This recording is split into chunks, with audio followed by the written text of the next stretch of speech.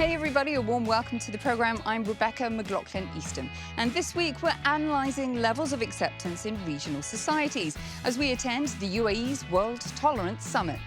A little bit later on, we'll bring you more from the event and also take the view from a prominent member of Saudi Arabia's royal family. For me, tolerance is accepting the other. But first, what does tolerance mean in today and tomorrow's world? Does it cross borders, and what are the universal principles for upholding and maintaining it in the Middle East and North Africa region? Salima Zayed has the story. Tolerance is a word some take to mean not prejudiced, or the ability to withstand the existence or behavior of others we disagree with. According to UNESCO, it's an active attitude, recognizing people's fundamental rights and the inclusion of their diversity, which countries should uphold.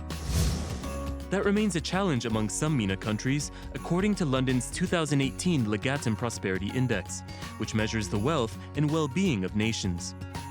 The UAE ranks 39th globally and has a ministry dedicated to promoting tolerance, recognizing residents with disabilities and hosting a cricket league popular with those from the subcontinent. And what better way to foster togetherness than with community celebrations and workshops to encourage the more than 200 nationalities in the UAE to interact and carry forward the baton of coexistence. Abir is an author and filmmaker originally from Lebanon, based in the Emirates. She documented her many colorful encounters with people of different ethnicities in a book called The Keys of Tolerance.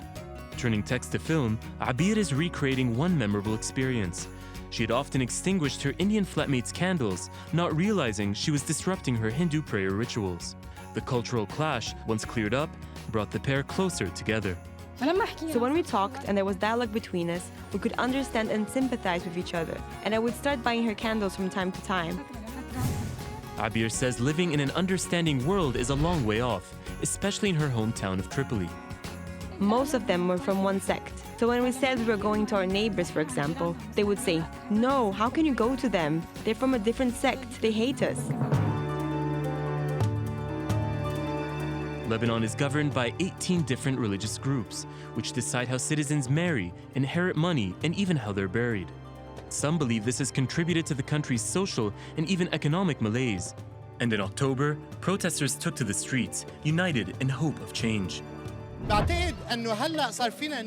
think now we can build a country built on our variety, our differences. These don't need to be reasons for us to fight. Organizations like Adyan have been working to unify Lebanese through education since 2008. What we need to do is to get people to live that diversity as an enrichment and not as a fear from each other. Naila says acceptance can help prevent isolation and radicalism. We see a direct connection, actually, between extremism and tolerance. Extremism is, by definition, when you don't accept difference. Another organization supporting this idea is Hidayah, a global counter-terrorism center based in Abu Dhabi, which cites that a lack of economic incentives or sense of belonging, among other factors, can make youth vulnerable to extremist groups. And small-town festivals are perhaps a good place to start in providing an empowering and inclusive environment for all.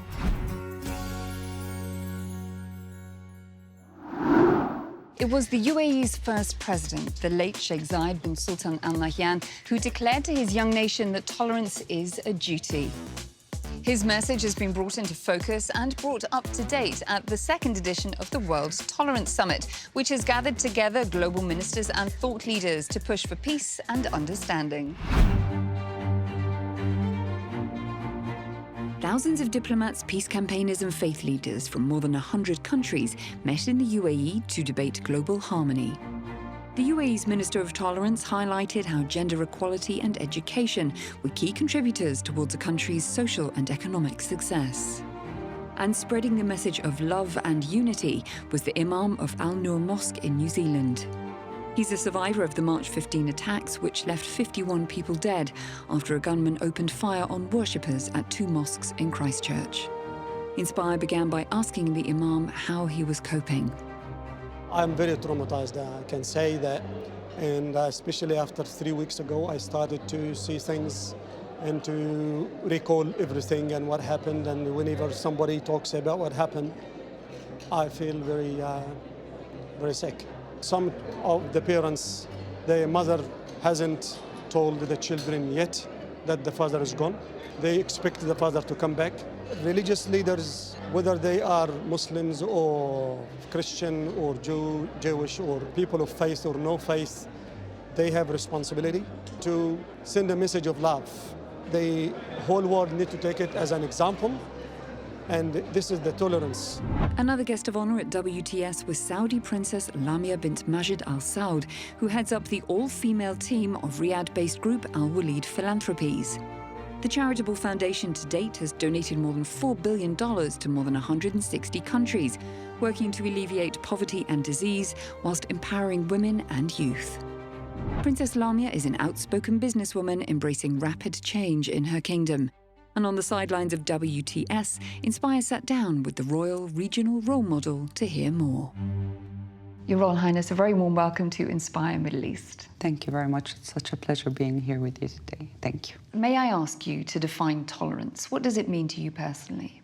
God gave us 2 ears and 1 mouth, not for a coincidence, just to hear more, to understand more.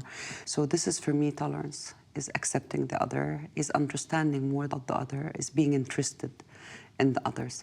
What does the youth of Saudi Arabia look like? How would you characterize the workforce of tomorrow? 70% of the population are youth, and they're hungry, they want to prove themselves. We're trying to understand more about a new type of jobs. Of course, before we never had this amount of visitors and tourists.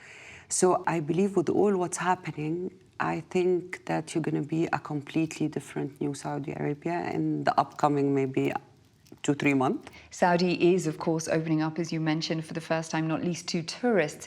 But how would you describe the level of overall tolerance in the kingdom today?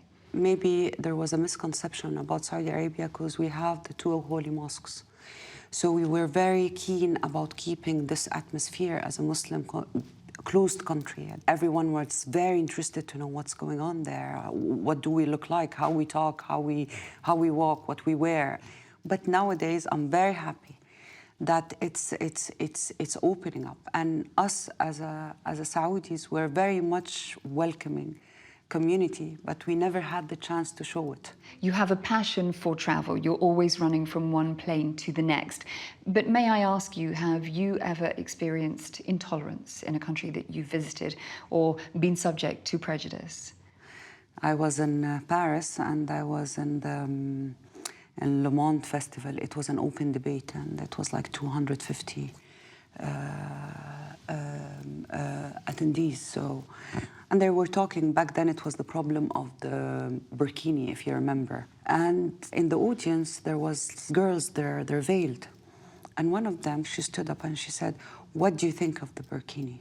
And what do you think of they don't want us to put niqab in France?" And I looked at her, I said, "It's their right." She said, "What?" I said, "It's their right, it's their country. That's it." And she said, "Yes, but that's religion." And I said, "No, it's not religion. It's not religion. It's you. It's in your mind this is religion, but this is not religion." Back then in the days, whenever anybody come to Saudi Arabia, they have to wear the abaya. If you don't want, just stay there. That's us. Now it's different, but this is the rules of the country. You have to accept.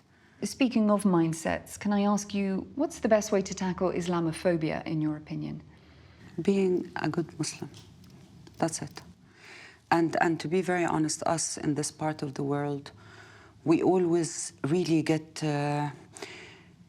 hooked with the negative news. So it's very much known what's happening on the negative side, but we never promote for the positive. So fighting the Islamophobia is showing the real Islam. Talk to me about the rights of women in Saudi Arabia. We've seen significant reforms of late, but what do you think will be the next milestone? Before the 80s, by the way, Saudi Arabia was a completely normal country. Again, because a lot of events happen and incidents happen, it led us to what we were in back then. Now, if we think about all the names now on the news, like Rania Nashar, Sarah Sahimi, Rima Bandar, myself, let's think for a minute. If the past generation haven't got this mindset, the importance of education, understanding, being there and achieving your goals, you think I will be here now? Part of your degree was in journalism. You've also established your own publishing house. So let me ask you about tolerance and complete freedom of speech, or for the written word, a lack of censorship, not just in Saudi, but in pockets of the wider region. When do you foresee that becoming a reality? Freedom of speech, it's about how you deliver the message, right? So I can criticize a person in front of me, making him feeling very comfortable that he's being criticized. Yet, I think each country have to decide where's the red lines. If you're confident enough, you will know how to deliver an information and be very clear and very honest about what you're saying. It's been a privilege to meet you. Thank you for talking to me today. Thank you very much. It was very inspiring, and thank you for your time. Thank you. Well, that is a wrap of our show for this week. We very much hope that you enjoyed it, and do be sure to follow us on social media. Before I say goodbye, here are some Instagrammers that caught our attention this week. Emirati Aman left her mark on a mural at WTS, saying she hoped events like it would help spread love and positivity. And Prince from India captured this moment at the National Festival of Tolerance in Abu Dhabi, saying it reflected the joyful mood of the event.